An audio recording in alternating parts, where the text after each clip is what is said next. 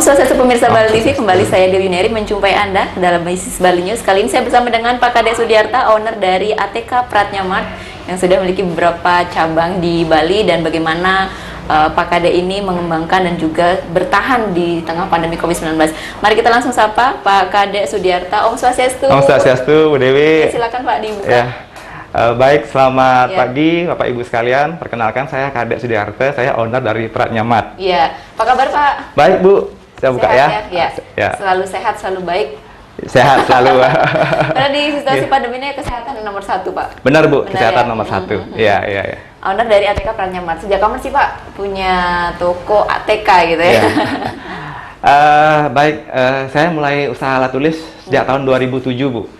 Sebenarnya kalau boleh dibilang itu kecelakaan. Kecelakaan. Gimana Pak kok bisa dikatakan kecelakaan? Padahal ini membawa berkah loh.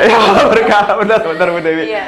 Karena sebelumnya saya karyawan biasa, saya kerja di perusahaan swasta, berlokasi di Kedonganan, yang berhubungan juga dengan pariwisata. Waktu dulu ada bom Bali 1, bom Bali 2, otomatis juga perusahaan tempat saya bekerja terkena dampaknya. Salah satu dampaknya adalah pengaturan hari kerja, yang mana dulu kita hari kerja full 6 hari kerja dalam seminggu, sekarang mulai 5 hari kurangi.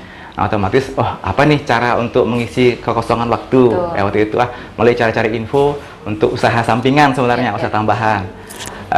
Akhirnya kenalan sama teman, coba usaha alat tulis, jalan sampai sekarang. Itu Bu Dewi. Iya. Dari awalnya ya yang makanya dibilang kecelakaan ya. Tapi membawa berkah benar. Jadi mulai saat itu tentunya tidak dengan segala kemudahan, dengan segala keterbatasan juga. Pasti, bagaimana sih Pak meyakinkan bahwa bisa nih gitu? Ya, benar seperti yang Bu Dewi sampaikan. Di awal memang tidak gampang sih itu kan ya, tidak mulus itu ya. Pertama kami menjalani usaha itu dengan nyeles, datangi door to door ke teman, ke beberapa toko untuk menawarkan alat tulis. Ada yang nerima, ada yang nolak. Kemudian berjalan 2 tahun, akhirnya sudah ketemu polanya. Tapi akhirnya ketemu teman juga yang nyaranin, ayo buka toko. Kalau dulu baru naruh barang di rumah, sekarang buka toko. Buka toko juga sebenarnya nggak gampang Bu. Betul. Ya, karena 2009 kami buka toko, 2010 tutup tokonya Bu. Tutup tokonya. Ya, karena memang ternyata sambutan pasar nggak terlalu jalan. Tapi akhirnya kita belajar lagi, ketemu sama teman-teman di komunitas, ketemu sama teman-teman yang sesama pengusaha, belajar cara-caranya gimana, akhirnya kita buka lagi sampai sekarang sih itu Bu. Ya. Karena pentingnya punya komunitas atau circle pertemanan yang sesama visi gitu ya Pak. Jadi sampai saat ini sudah ada berapa cabang Pak? Kami Pratnya Mart sudah tersebar di 8 cabang Bu. 8 cabang. Ya, kita ada di Kabupaten Bangli, di Gianyar, di Badung dan Denpasar Bu. Itu. Ya. Di Bali Pak ya. Di Bali ya. Kedepannya ada rencana pengembangan Pak kemana? Mungkin keluar Bali gitu. Pasti Bu, karena emang visi kami adalah membantu mencerdaskan kehidupan anak bangsa. Jadi kalau kami menyampaikan bahwa ini anak bangsa nggak terbatas di Bali saja, mungkin juga keluar Bali ke nasional, seperti itu. Bu, bagian dari mencerdaskan anak bangsa. Ya, benar Bu. Ini kebutuhan anak-anak sekolah ya. Ya, benar Bu Dewi. Kemudian di situasi pandemi Pak, ini kan anak-anak sekolah gitu ya, sampai perkuliahan itu belajar di rumah gitu ya. Apakah juga berdampak pada penjualan ATK nih Pak? Pasti Bu Dewi. Ya, jadi di awal-awal pandemi, apalagi juga ada kebijakan PKM waktu itu terdampak. Tapi sesuai dengan pembelajaran yang kami dapat dari teman-teman, juga dari mentor, dari komunitas, bahwa sebenarnya masalah itu tergantung cara kita menyikapi. Tantangan itu ada dari luar, tantangan juga di dalam. Nah, yang kita alami kan berupa tantangan dari luar sebenarnya. Ada pandemi. Nah, yang itu nggak bisa kita rubah. Yang bisa kita rubah adalah bagaimana kita menghadapi tantangan yang dari dalam seperti itu. Ya, kita rubah. Ada 4 cara Bu yang kami lakukan untuk tetap bisa bertahan. Ya, benar. Ya, memperhatikan harga, kemudian memperhatikan keragaman barang, ketersediaan barang sama pelayanan. Kalau harga, yang kami benar-benar lakukan di saat pandemi ini, bagaimana kami menyediakan barang dengan harga yang terjangkau. Dengan harga yang kompetitif, sehingga customer merasa beruntung belanja di Pratnya, seperti itu. untuk keragaman. Nah, ini keragaman. Kalau dulu mungkin toko alat tulis hanya menyediakan barang-barang alat tulis.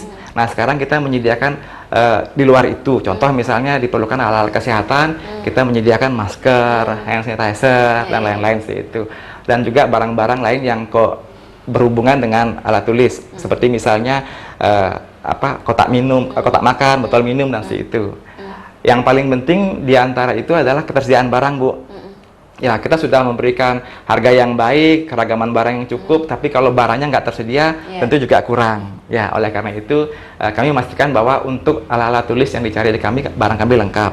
Kalaupun misalnya ada customer yang mencari barang jumlahnya lebih banyak seperti itu, contoh misal, cari kertas 50 dus gitu, di toko belum ada stok itu, kami pastikan dalam jangka waktu singkat kita bisa sediakan barang itu. Gitu. Kemudian dari sisi pelayanan, ya kita konsen di pelayanan ini. Ya, contohnya misalnya karena pandemi kita juga mulai online, Bu. Ya, sehingga ada beberapa customer yang dari jauh belanja di kami. Contoh dari Karangasem, contoh dari Kintamani.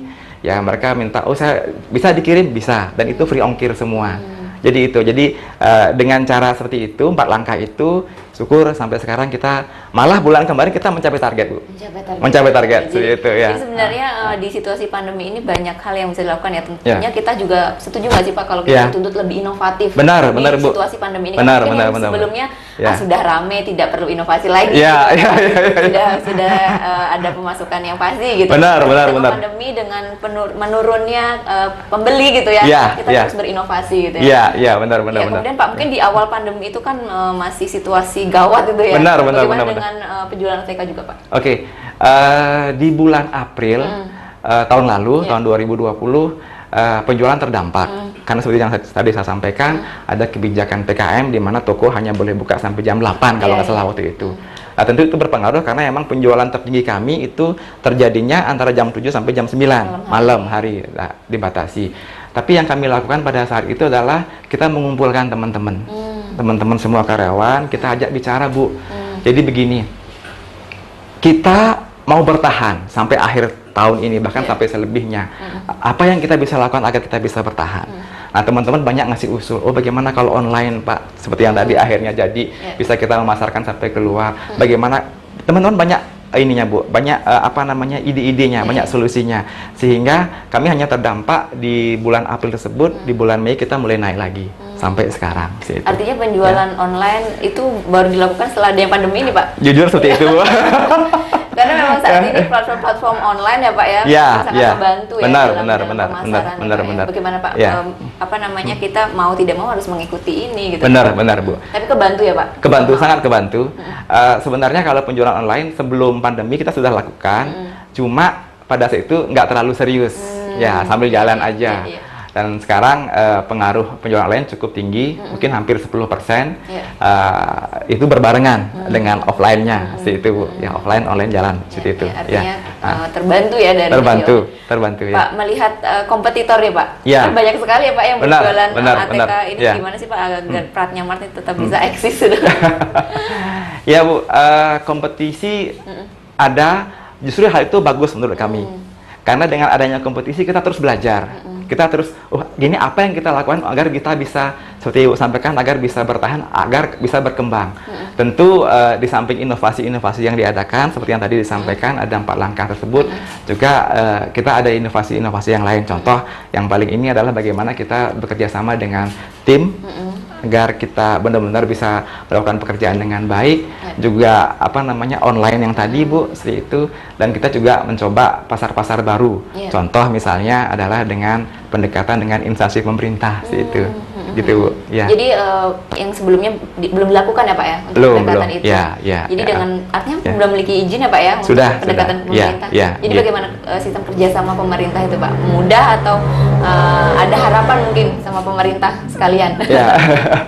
Kalau dengan pemerintah, saya mudah, Bu. Artinya pemerintah sekarang memberikan kebijakan yang memang membantu UKM-UKM, itu. Jadi memang kita terbantu dengan adanya program-program pemerintah yang ada, itu. Ada nggak itu yang ingin disampaikan mungkin saran kepada pemerintah terhadap UMKM gitu, Pak?